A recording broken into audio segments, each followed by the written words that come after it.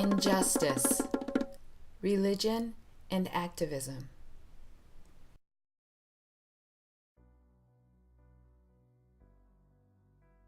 From the very beginning, our founding fathers have fought and died for our religious liberties.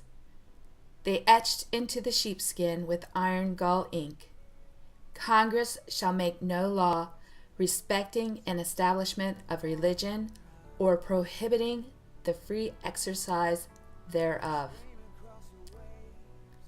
Why are we here at the Religious Freedom Center?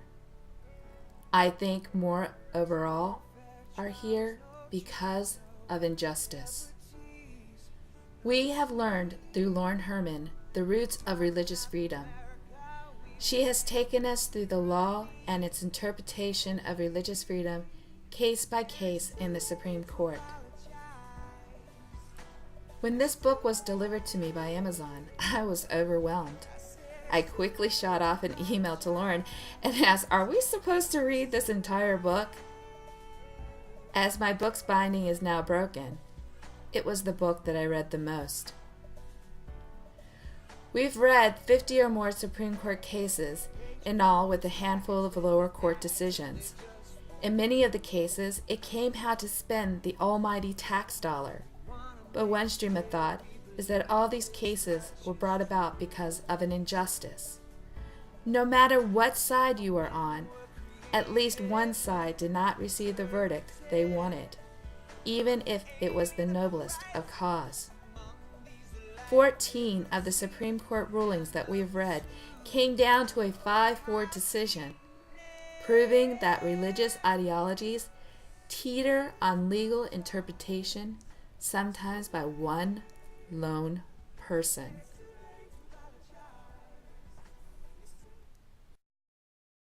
We remember the very outspoken religious activists, like Dr. Martin Luther King, as a symbol of all they are fighting for. Malcolm X. And this is what I had to become aware of on my pilgrimage to Mecca. I could see then that there are many white people in this country who will side with the Negro in whatever he has to do to protect himself. Father Daniel Berrigan. I am pleased and delighted and moved to greet you as friends of human dignity and decency as we talk about a day without water. Jerry Farwell. And I am optimistic about America. May I begin by saying that I feel that America is, in these 1980s, particularly in this decade, experiencing a moral and spiritual rebirth. Jimmy Swaggart. I have sinned against you, my Lord. And I would ask that your precious blood would wash and cleanse every stain until it is in the seas of God's forgetfulness. And Billy Graham. Our Father and our God, we thank thee tonight for America and for the faith of our fathers that made this country and all of its liberties possible. Their religions?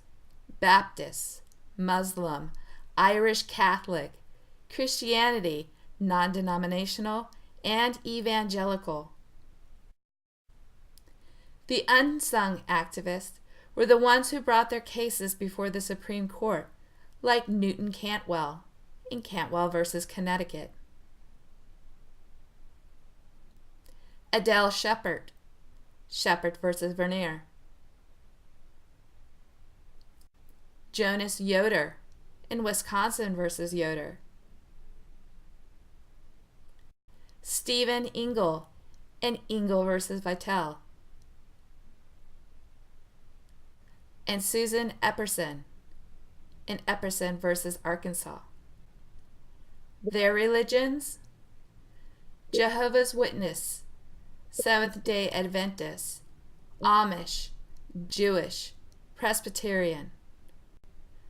Whether these people took their religious beliefs to the court of public opinion or the highest court in the land, they stood up for what they thought was right and just. Dr. Martin Luther King Jr. wrote it best in a 1963 letter from the Birmingham jail to his fellow clergymen. But more basically, I'm in Birmingham because injustice is here. Just as the prophets of the 8th century BC left their villages and carried their "thus saith the Lord" far beyond the boundaries of their hometowns, and just as the Apostle Paul left his village of Tarsus and carried the gospel of Jesus Christ to the far corners of the Greco-Roman world, so am I compelled to carry the gospel of freedom beyond my own hometown. Like Paul, I must constantly respond to the Macedonian call for aid.